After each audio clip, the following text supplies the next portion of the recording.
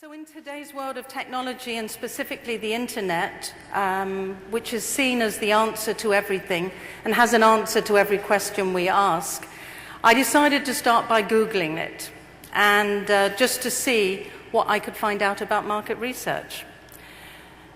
Did you know there are 30 million articles on the web about market research, about 3 million on management consultancy, but less than 200,000 on consumer and shopper insight? And I think this highlights very well what the joint challenge we have today and how our industry has changed in recent years. When marketing consultants started achieving the ear time of our management, client market researchers looked at what was missing from the data and information we were providing to top management. We realized that, in fact, we needed to move from just providing this data and information to become a supplier of understanding and insight, and to become a strategic partner in the decision-making process of the company. Now, I challenge all of you here on the supplier side to consider what changes you've made in comparison to those that have been initiated by the clients. Our profession is threatened today.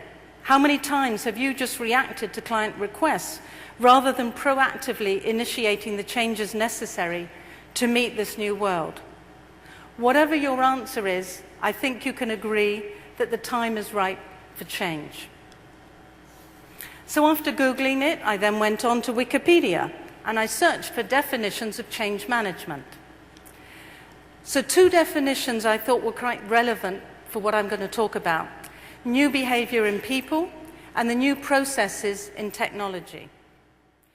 But we both need to change. We need to be aware and desirous of this change.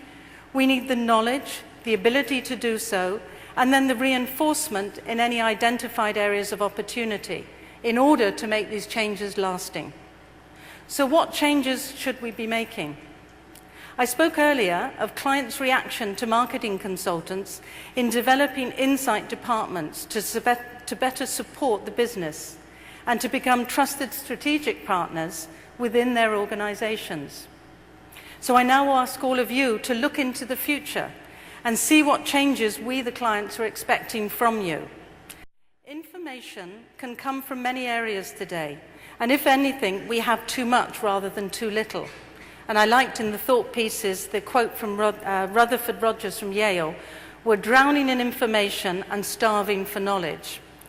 And I can tell you that's how the clients are feeling today. Consumer and shopper connections are still an underutilized source of understanding today.